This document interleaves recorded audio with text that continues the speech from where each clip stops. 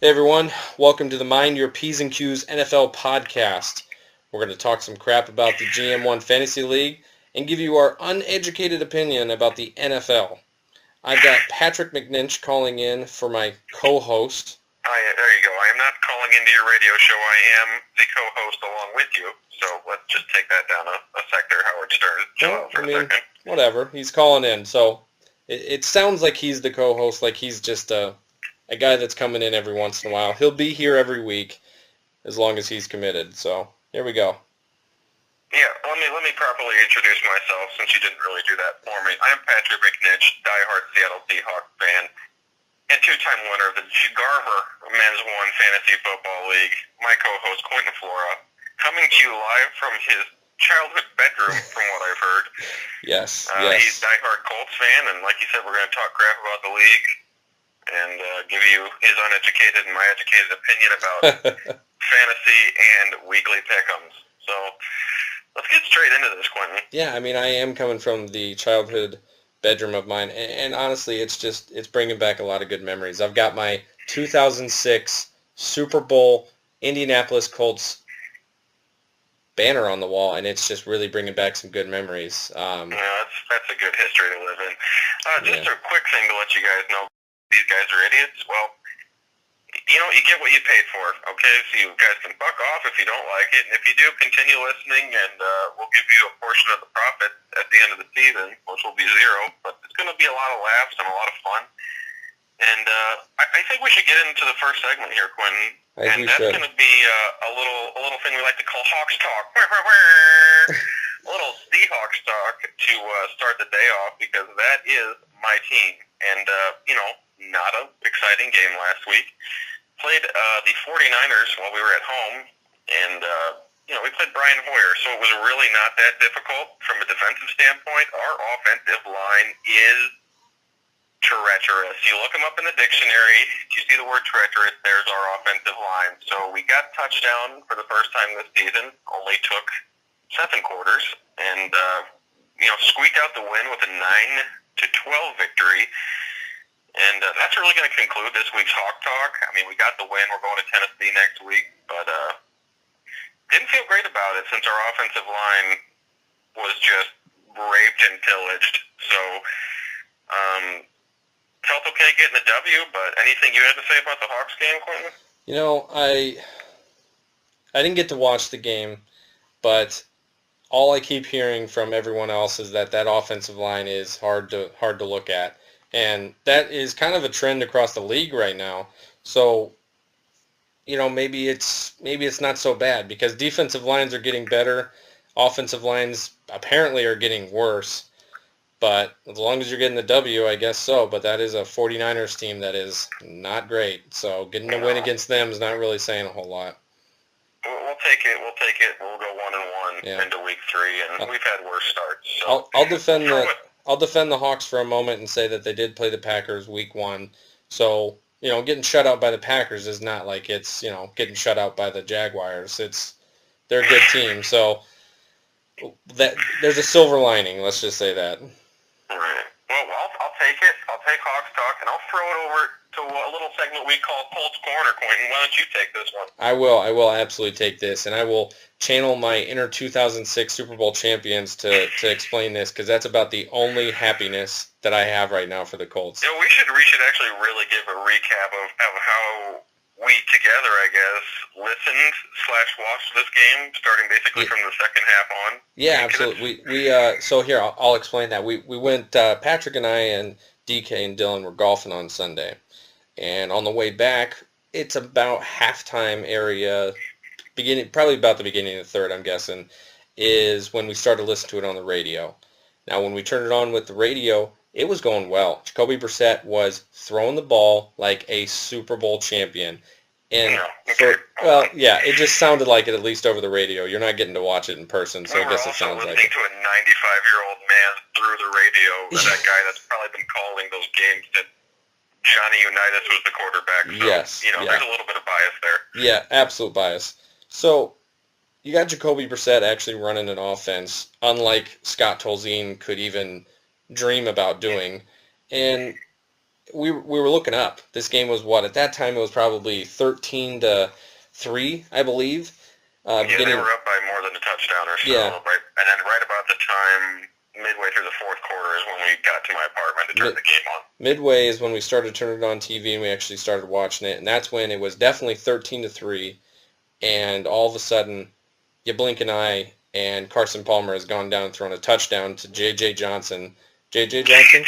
J.J. Nelson. J.J. Nelson. Julio Jones. J.J. Nelson. He threw a deep ball down to him and touchdown, and then all of a sudden they turn it around and kick a field goal to tie at 13s. And now the whole world is coming slowly crashing down. At this point, I'm worried about my windows, my ceiling. Yeah. What type of things Gorilla Quentin is going to start slamming on. If you know me at all, or if you don't know me, I am a very emotional person. When it comes to Colts football, I become violent when they start to lose. Now, if you're really a true fan of your team, I don't get why you don't become violent, but that's a whole different conversation. I'm a very angry person when they start to lose, and it was I channeled it inward. I'd say I channeled it inward. I'd say we're about to start playing the music, start playing you out of Colts Corner here. Let's wrap this Colts Corner up. Well, all I have to say is that we all know the end of that game. They went to overtime. Jacoby Brissett threw an interception. All Carson Palmer had to do was kneel it twice and then kick a field goal, and the game's over. So the only good thing that's coming out of that game is that our young guys, our rookies, played well. Defensive guys, Malik Hooker, Quincy Wilson in the backfield, they played well. And it looks like Jacoby Brissett can actually run an offense a little bit. So I guess and you still know that Chuck Pagano still has no idea how to coach a team. Chuck Pagano got some validation with that. Has once again lost a close game at the end. Once again. So. But hey, Chuck Strong. You know what I'm saying, brother? Chuck Strong. 2012 okay. Chuck Strong. Let's get it. Bruce Arians bested us like he always does. So that's the first segment of the show here. We got a little Hawks talk and Colts Corner, yeah. and we're going to move into Week 2 fantasy recaps of the games that were played. We might as well just start off with the matchup of the week, which was Rollins of Fury, yours truly, versus the great cookie traders, Quentin Flora. Yeah. And, I really just took it to you, if we're honest. 146 to 129. Patrick is known, he is known in our fantasy league to be the guy who will go out and score big numbers a couple times during the year. That's a fact. And you just hope you're not one of those guys that's on the other side of that chopping block when it happens. Unfortunately, I was this week. I was. Michael Crabtree was trying to ruin my day, though. He took a hell of an outing from Montgomery and Freeman for me to do that, because the Raiders were up by like 30, and they're like, we'll just keep throwing touchdowns to Crabtree, and I'm about to break my face into my computer. So yeah, I got a little emotional too. But and honestly, I was riding high with that, because I just last week traded with Matt for Brandon Cooks and got Michael Crabtree out of it, so I am excited. Now, Matt went ahead and traded Brandon Cooks away pretty quickly, but I was excited. I'm sitting here with 29 points from Michael Crabtree, and like, hey, we've got a chance here. I've got Alex Smith, who is the number 1 fantasy quarterback in the league. Just want to throw that out there. Yeah, let's not do. I just gagged. Move on from that. I know I'm not going to ride him to the championship. He's going to turn into Alex Smith again at some point, but I'll ride him until he doesn't. It was a tough loss for you, seeing as you would have beat like 9 other teams last week if you would have played them. But there's 2 other teams in the league other than Patrick that would have beat me, and one of them would have beaten me by 1 single point. So that one's tough. Let's not play the what-if game. I won the game. That's the fact. And then we can move on from there. Next game, we got Steeler Virginity, DK DeLong, versus Young Hoes Ain't Loyal, Matt Miller. What a name by that, Matt. Whoever is so creative that could have come up with that is a genius. Matt takes the victory 120 to 103. It's a good game. I was a little bit surprised that DK is still playing Phillip Rivers at quarterback, but it wasn't a bad outing. Yeah, you would think after, he did come up with 19 points.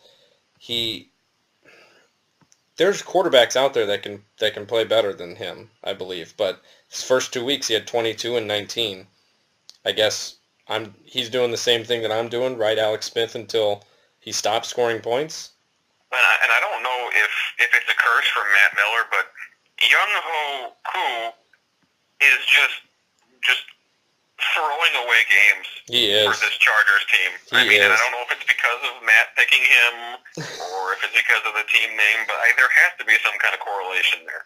You know, you would think, what's going to happen when the Chargers get rid of him? You know, he's going to miss one more field goal and he's going to get outed. You know, can you keep the name? Can you keep Young Ho's Ain't Loyal? You got to. It's that good of a name. It is that good of a name. I agree. So, I think it is a little bit of a surprise on this. I'm always surprised by DK's team, the players that come out of that, because he is a waiver wire monster, and he's always going to be looking for the number one waiver wire guy, and I'm always surprised. He has Pierre Garçon sitting there. He's Pierre Garçon and Jordan Howard and still almost won the game. I mean, he was 17 points away, but it's not that far off. Scored 103 points. And just to add, I mean, that's why DK's a two-time champ along with Patrick McNinch as far as, trophies are concerned. Last year was a fluke. Dylan got a trophy. It was a weird one of those, you let the one kid run through, make a couple threes at the end of the basketball game, give him a free layup, that type of thing.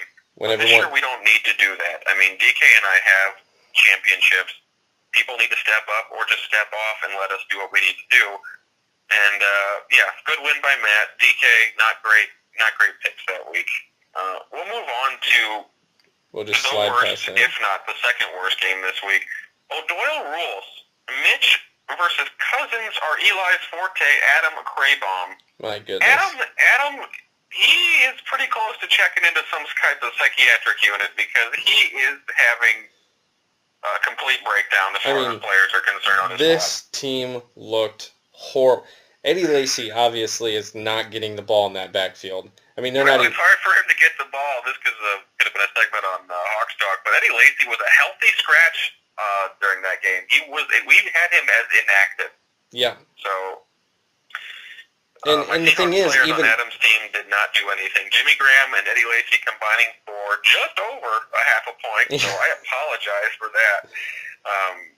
But Tom Brady, really the knight in shining armor on that team. Trying to just pull that team out of the muck that it is in, and it's not going to happen. It's just not going to happen.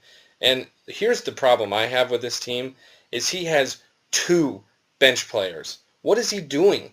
Well, I mean... I did not notice that until right now. His bench had half the points that his team did, and he has 2 bench players. We can only speculate at this point, but we got to think Adam's planning something big. He's got to be planning something big. It's going to be a 17-team trade. He's going to bring other leagues in. He's got bench spots open for a reason. Yeah, there's something going on that we don't know about, that this sneaky little devil's going to pull on us, and we're all just going to praise it. I don't know. And somehow Mitch wins with basically choosing every player incorrectly if you look at his bench. Absolutely. Mitch's bench almost beat Adam's team, so... That is true. We're going to pass over this game as if it didn't happen. Yeah, okay? This is a weird game. I mean, I can see why you don't play most of his players on the bench. Those are all guys who had crazy good games that you wouldn't expect. But to see his bench almost beat Adam's team is hard. Hard to see. Adam, we know something big's coming from you, buddy. Keep your head up, all right? Absolutely. Things are coming. Next game we got the big Gronkowski, Ethan Stanifer versus Dingleberries and Fairies, Dylan fucking Crosley. Taking the victory. I'm going to start off. A whopping 12 points. I'm going to start off this little team breakdown with Berries and Cherries at 2-0 as a joke. This kid is the worst worst trader I've ever heard of, and that's coming from the great cookie traders. So, hey, dude, I'll trade you Kelvin Benjamin for Kareem Hunt, and if you don't take it, you're a fucking dumbass. Yeah, so. This is a true statement here. Now, Kelvin Benjamin at 10.7 points is apparently a trash player that he needs to get rid of. So, I'm confused. I'm always confused by what's going on over here at Berries and Cherries. But good for you for being 2-0, I guess. Whatever. Yeah, you got to feel for the big Gronkowski too, because he went for it. He put some trade feelers out there, but He did. It's just not a great start to the year for him either. It's not. It's looking rough on that team now. Maybe when Bilal Powell is your number one running back. I mean, you got Leonard Fournette as well, but Bilal Powell is even in your lineup and not sitting in the bench or on waivers. That's unfortunate. That's unfortunate. Moving on to our next matchup, we have from DeWindo to DeRalls. Pretty shitty that Rawls was used again after I named my team after Rawls, but we'll move past that, Brian. And he matched up against Nathan Hammer to kill a Mecklenburg. Yeah. Great novel starring Jeremy Macklin. So 140 to 108. Nate takes a beating for the second week in a row. Yeah. And Nate, I feel you, man. 0-2, I feel you. I feel you, man. I know what it's like to get beat by 140 plus. I don't have anything to say about this game. I mean, 140 is just a great score, and he was just solid throughout. He had no real shining people, but they were all just really good. Nate, I mean, Jordy Nelson did you no favors, but you were not going to score 140 points. No, I mean, can we just say that C.J. Anderson scoring 28 points, that is going to be his one game over 20 this year. Maybe he hits 20, maybe 21. Hot takes from Quentin Flora here. But I'm saying there is no way he breaks 20 again. Come on.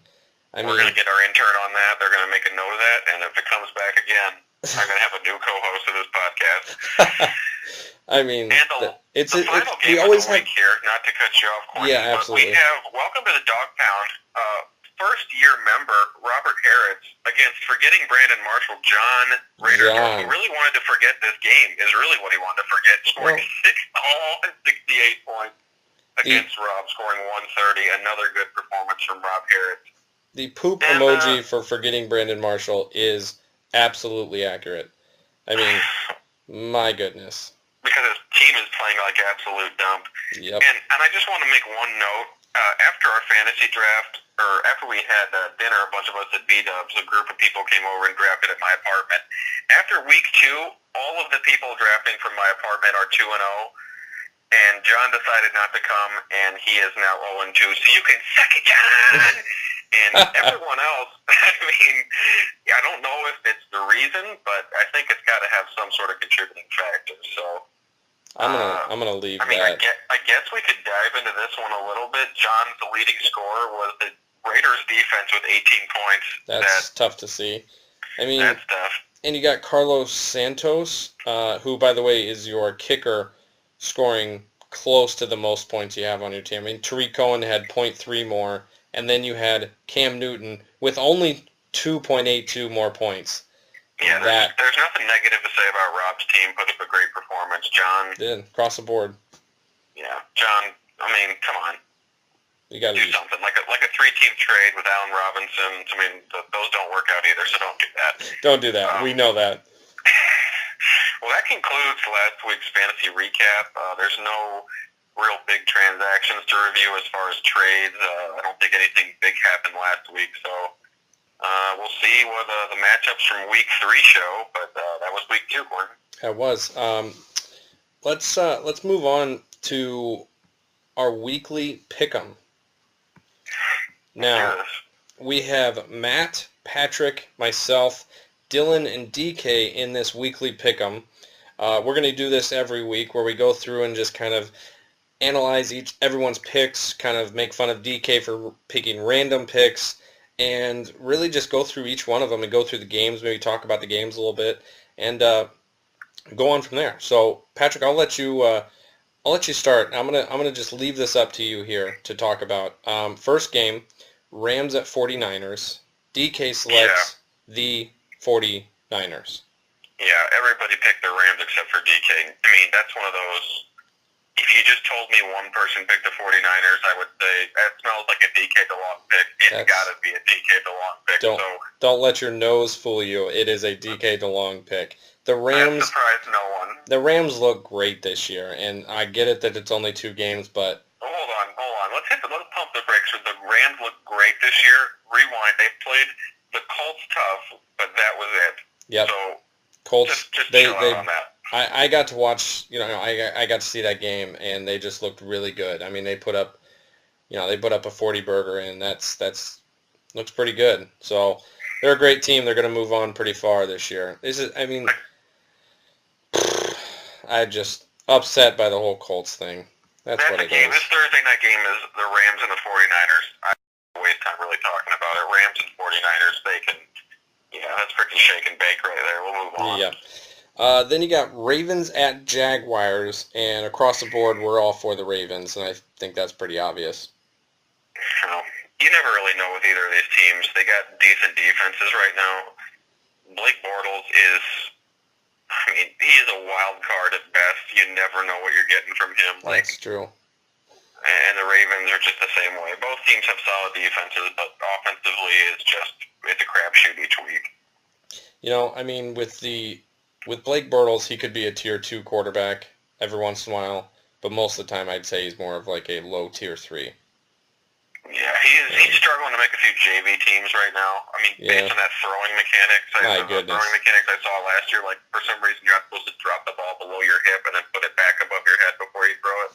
Yeah. So I don't know who he's been working with, but they need to change. A lot of things. And yeah, I think the Jaguars are, this may be, I'll probably say this a couple times, but it's my AFC South bias that I think the Jaguars are looking up. They're looking up. They've made some good picks. They've made some good accusations. And, I think that they're going to be a good team coming up. So. Yeah, well, if you mean like 5-11 is a good team, I'm right there with you. Absolutely. I think that they will be better than 3 wins like they have been in the last 4 or 5 years. So. Moving on to America's Game of the Week, the Cleveland Browns versus the Indianapolis Thundering Colts. Quinn, you will be attending this game. Tell me your thoughts on this, and what are the picks looking like? You're jumping ahead. You're jumping ahead. Hold on. You're jumping past the Saints and Panthers here, and okay. Let's not. I'm building up for that game. Now let me. Okay, well, hold on. Put a pause on that, folks. You didn't hear me say that. Yeah, what's our next game? Saints and Panthers. Saints and Panthers. Now this is a little bit where we're starting to get some picks here. Matt picks the Saints. Patrick, you went with the Saints. I went with the Panthers, and Dylan went with the Saints, and DK went with the Panthers. So now some of you are probably thinking that maybe, Quentin, you're a little crazy for picking the same team as DK. Now, I believe that as well. I'm scared to do that. But I will back up the Panthers. I think, no. I won't even back up the Panthers. I'm going to talk the Saints down. That defense is horrible. Horrible. It's Cam Newton. He can at least do something against the Saints offense. Or Saints defense, I apologize. Saints defense. He can do something. Come on. I'll be honest with you, I agree with you, Glenn. I think the Panthers will probably win that game. Did I pick them? No, because I just think it's one of those things. Drew Brees is not going to let that team start off 0-3. He is too good. He's going to rub that magic scar on his face like Harry Potter. It's going to be shining, and they're going to march down the field and score a few times. I don't think Drew Brees is going to let that team start 0-3. Adrian Peterson is going to go out there with a switch and play defense and smack it all over Cam Newton's backside if he has to. Oh, too soon. Too soon. Two seasons too late. So yeah. I feel like I think Brees is going to come through and get a victory. Cam Newton is a mental head case. He just sees Von Miller in his sleep every night. That's probably true. But here's the thing. I don't think there's anything that Drew Brees is going to be able to do in this game to win it. Because here's the problem. The Saints defense they're fielding 11 9-year-olds to try to block Cam Newton. Cam Newton is going to go schoolyard ball all over them. All over him. I agree with you. I think the Panthers are the better team, but I think the better team doesn't always win in the league. So I'm taking the Saints, going out on a limb. And, we'll see what happens. We'll see what happens. Next, you got Steelers at Bears. Steelers across the board. Bears are in shambles. So. Yeah, I'll be honest with you. Watching that Week 1 Falcons at Bears, I'm thinking, this is a new Chicago Bears team. Yeah. They got Jordan Howard. They got Tariq Cohen. These guys are looking good. They put up a really good fight, but then we found out that it was just the Falcons' 15-minute Super Bowl hangover. Yeah, They tricked us all. Let's just say that. The Bears tricked us all. Yeah, week 2 pick 'em, I decided to go with the Bears. Went with my heart. Got stabbed in it. Yep. And we all I'm did. not picking them again this week. I picked the Bears last week to go up over the Buccaneers. We all got stabbed on that one. Too many offensive weapons at the Steelers, so Yeah. I think we're all in agreement on the Steelers. So. Yep. Then you have Falcons at Lions. I am actually the only one who picked the Lions. Now, this is my upset of the week. Obviously, the Falcons are a good team, but I think that the Lions are an underrated team that could play some really good football on offense. Matthew Stafford can obviously throw for 500 yards at any point in any game. And then you have a run game that actually looks pretty good on that Detroit Lions team. Oh my God, the freaking Detroit Lions run game. You need to put it back in your pants. It's Amir Abdullah. I get it. The guy is going to tear his ACL in 5 minutes. You got Zach Zenner back there. You got until he does tear his ACL, I'm going with him. I think that this could be the upset of the week right here. Honestly, and when we talked about this yesterday, I thought that I had picked the Lions, but last second switched it back to the Falcons only because I have Devontae Freeman and wanted to root for him. So I don't think, I mean, if you had to go out on a limb and be the only one to pick a team, this is the game you want to do it because, I mean, the Lions just have a solid team this year. Falcons are a very good ball club as well, but and I think that could be a game changer. We've seen 2 games from the Falcons, and one of them was the Bears almost beating them. Now, granted, I also think it was probably a little bit of a Super Bowl hangover, but they didn't look good. They took it to the Packers last week, so you got both arguments. Exactly. So, but next up, we have the game of the week, Mm-hmm. the greatest game of the week. Yep. Probably the 2 best teams in the Midwest. You got the Browns at Colts. Now, you got the Poop Stains versus the Mules this week. Yes, the Thundering Colts will be taking on the Poopy Browns, the shit-stained Browns. I will be attending this game in Indianapolis, and I couldn't be more excited. I got tickets for about $20, which shouldn't surprise anyone. And honestly, I'm sitting up in the nosebleeds. I'm going to be rooting my Colts on as much as I can because if we lose to the Browns to go 0-3, that is going to be a long walk down from section 600 because, oh man, I don't know. Hey, I just got an update on my phone that CBS may actually be blacking this out at the stadium. Yep. They're actually they're going to shut the power off and give both teams losses, actually, Quentin. These teams, I mean, I want the Colts to be good for you, okay? And the Colts are playing the Seahawks next week. I'm going to Seattle to watch this game. I am jacked as a fuck about that. But this is, if the Colts cannot pull this off, Chuck Pagano should be put in the guillotine and Ryan Grigson should chop his head off because Ryan Grigson's not even there anymore, and he should be. It doesn't matter. Should be buried in the ground. They're still responsible for this. They are responsible for this team being as bad as they are. Yes. Jim Irsay, if they lose this game, he should just give up. Tony Montana bathe himself in cocaine up in the press box and just end it right there. Honestly, I would. If there were any way to fire an owner, this would be the team to do it. I want Jim Irsay out. But it's just not possible. It's never going to happen. He's going to have to die, which will be at a young age because he does lots of drugs. Did everyone pick the Colts or did anyone pick the Browns? Matt is the only one who picked the Browns. And Matt does this shit, though. He picks against his friends' teams. Yeah, I think that's what he does. He does. That's a thing that he actually does. So, all right, then next up, let's just move past it because, let's move past it to the Buccaneers at Vikings. You got Matt, Patrick, myself, and Dylan all going with the Bucs, and then you got DK being a loner again with the Vikings. This could go really south for him, but it also could be because if Sam Bradford comes back, which rumor is that he won't be because he has a 100-time reconstructed left knee that he just tore again. So most likely he won't be back this week. But if he is, I could see them putting up a game against the Buccaneers. They looked really good week 1. Oh, I think this pick is just like you being alone with the Lions against the Falcons. I think the Vikings can definitely beat the Buccaneers. And honestly, I didn't see a minute of the Buccaneers' first game last week. I didn't know. I just know they whooped up on the Bears, so it could go either way. But this team was on Hard Knocks, so I'll give them the benefit of the doubt and just say, you guys know what it's like. You've been there before. You've been on camera a few times. So, Yep. And that's why I took the Bucs. Yeah, I mean, the Buccaneers obviously only played one game against the Bears, and nobody can really take a whole lot out of that. But then the Vikings played really well in week 1 and then got beat up on last week. So, who knows, you know? And I'm just going to interrupt this game just to throw this out there. The Case Keenum thing, like, it obviously is not working. Yeah, and I have no political bias here, but, like, Colin Kaepernick, RG3, like aren't all of those guys better than the Colts quarterbacks or Case Keenum? Like, why do some of these guys not have jobs? Yeah. Some of these teams' quarterbacks, like, we'll get into Tom Savage thing with the Texans in a second, but what's going on? What are these coaches and GMs doing? You got to think that.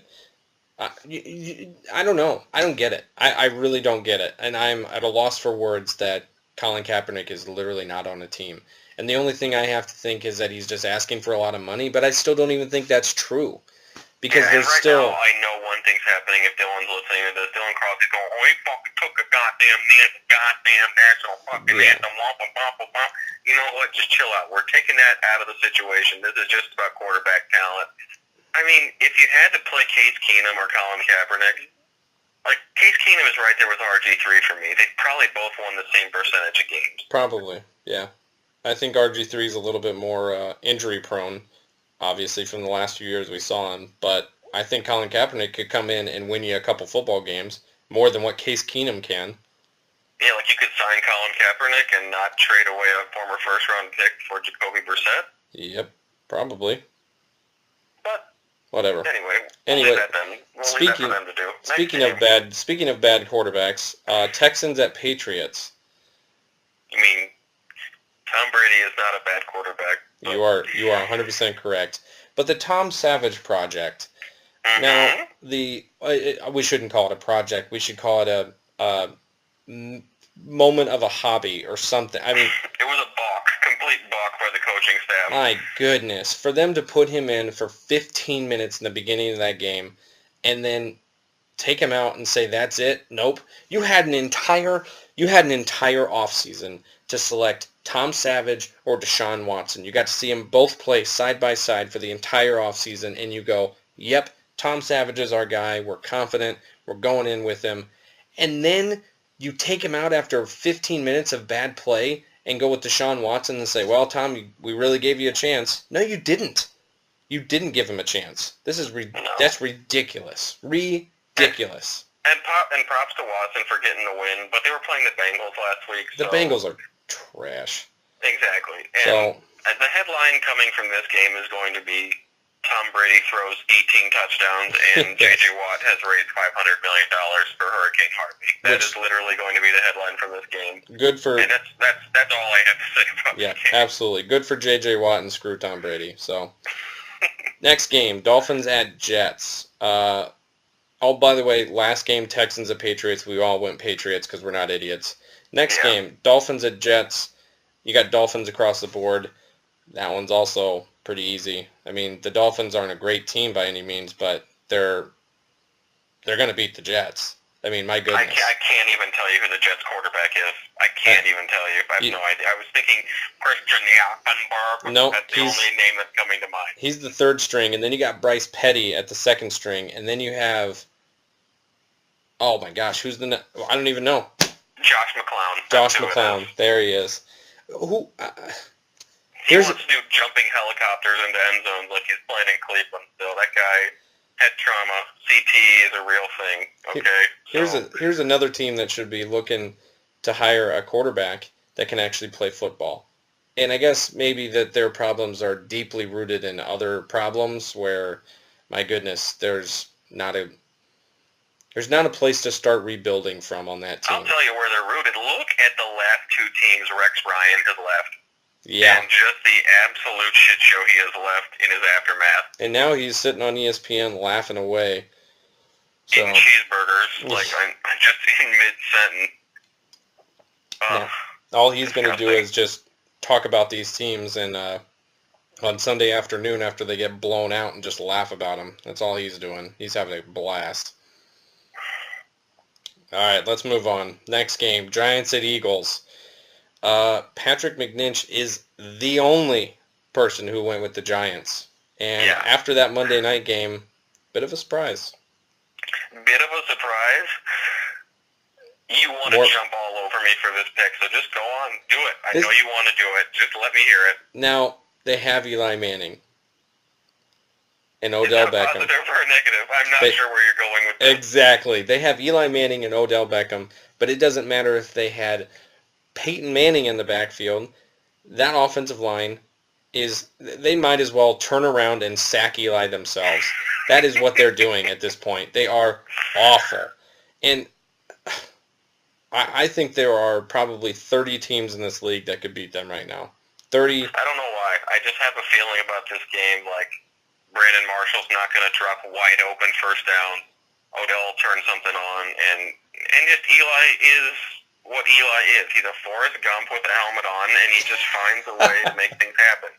And the Eagles, can we just talk about how boring of a team the Eagles are? They have become a boring team very quickly. I agree. We were talking about this. Like, 2005, you got like Donovan McNabb, Brian Westbrook, Brian Dawkins, T.O. You got all these interesting guys. Now they have Carson Wentz. Like, Carson Wentz is a kid in high school that's good at sports and no one talks to no one. He's in the back of the class getting good grades. Like, cool, dude. No one likes you. Like, you went to North Dakota State. Like, this is the most boring Eagles team to watch. And they're probably the best they've been in a number of years. But oh, yeah, absolutely. I think that's why I'm picking against them, is I just think that the Giants have to be due. Plus, it's an NFC rivalry kind of game, so I think that maybe the Giants will turn it on and use the power of Tom Coughlin's cheeks and try to put some fire under their asses. The Giants may turn it on, and I think them turning it on is still losing. So that's my opinion. Next game, Seahawks at Titans. Now, we had, obviously, Patrick went with the Seahawks. Dylan and DK also went with the Seahawks, but Matt and I both went with the Titans. And all I can say right now is Matt can go fuck himself, because he picked against the Seahawks last week, against the 49ers, and he picked against the Colts, and he's picking against the Seahawks again. Matt, you're deliberately doing this, and I think that's why I picked the Giants, is to just get back at you by picking your team. That's a good, honestly, I'm okay with that. That's a good way of doing it. And I picked the Titans, not because of any of... Your explanation. You have a lot of explaining to do, mister. Please tell me. I do. I think this is the best Titans team that they've had in a while. Marcus Mariota's playing well, and he has some weapons. He has Derrick Henry. I mean, that team has some serious weapons on the outside and in the backfield on that offense. So, I get that the Seahawks defense is really good, but if any Titans team is going to put up a couple points against them, it's going to be this one right here. And that offense, the Seahawks offense, just doesn't look great. So if the Titans can put up 14 points, 13, what did I say? I think I said this yesterday. If they score 17 points, I think it's going to be 17-10 Titans. That's my prediction. Yeah, well, agree to disagree. I think we play against Marcus Mariota in practice every single week, and Russell Wilson just a little bit shorter. But I think the Titans will probably score somewhere in the 17-point range, but I think our offense turns it on this week, and we win this game 27-17. Okay. All right, next game, Bengals at Packers. We all went Packers because... Good God, why are they even playing? Take a bye week. They need a bye year. They need to go and they all need to go to a retreat together and really just sing Kumbaya and figure out what their feelings are. Like, Marvin Lewis needs to start just making copies of his resume and just start mailing them out before the season's even into week 4. Because he's got to be gone. They already fired their offensive coordinator, and you got to think Marvin Lewis is next because he is awful. Hey, great pick by John Raderstorff, though, going Joe Mixon in the 3rd round of our draft. Yeah, good great for pick, John. Second, John. Should have been at Patrick's to draft. Apparently me too, I guess. I don't know. Well, Next game, you got Chiefs at Chargers. Oh my God, it's the goddamn fucking Chiefs. They're gonna lose or they're gonna win. Reverse psychology. Don't go fuck yourself. We all went with the Chiefs. They look like a good team this year, but Kareem the fucking dream, dude. Kareem the dream in the second round. What a pick. Is he gonna have a third straight week of like just have a breakout 50-yard run? If Kareem scores over 25 points, I am going to buy lottery tickets. That's the only explanation and the only thing I could possibly do. Well, Rookie of the Year! Wow! Oh, goddamn, from fucking lapel. I love my goddamn Chiefs. That's all you want. Oh, man. Tune in every week for the absolute shit on Dylan show here, folks. But seriously, though, the Chargers, I could see them stealing one here just because they're going to be at home. And the Chargers should be 2-0. Yep. If Young-Ho Achu, God bless you, would make a freaking field goal, they would be 2-0. That's true. I don't know, it's a division rivalry kind of game, like I said before, and I could easily see Phillip Rivers, like, we have to will a victory here. Agreed. I think the Chargers should be 2-0. Absolutely. Obviously. I mean, 2 field goals would put them at 2-0, and I think this game, people would think a little bit differently about it if they were. I think they're a little down on the Chargers because they have that 0-2 record. I think this will be a winning team this year. An over 500 team. They're in the toughest division possible.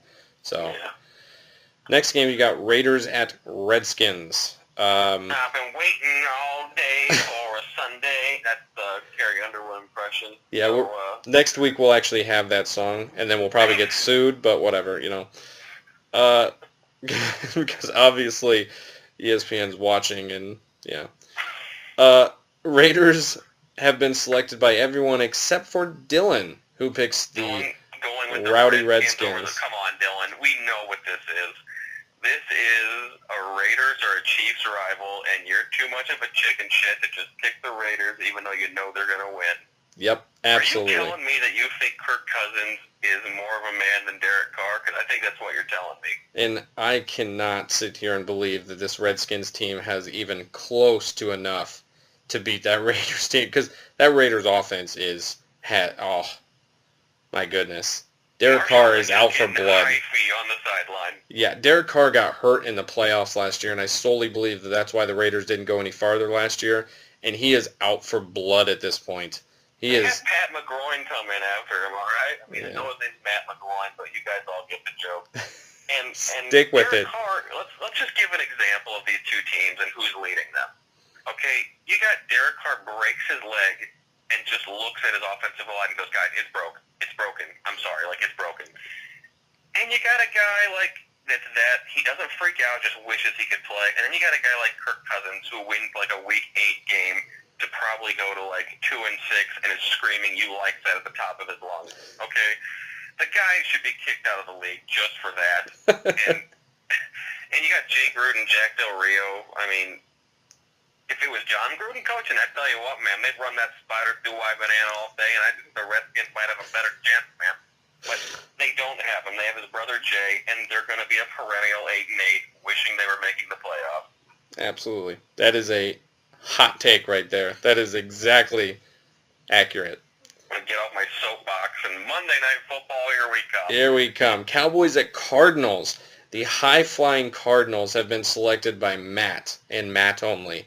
The Cowboys are the favorites in this game. Matt is clearly pulling a Dylan Crosley, don't pick the team in your own division because you have like some weird sense of pride where you can't pick them. I feel like that is the only explanation for this pick, because the Cowboys have to be pretty pissed after last week, after getting just stomped on by the Broncos.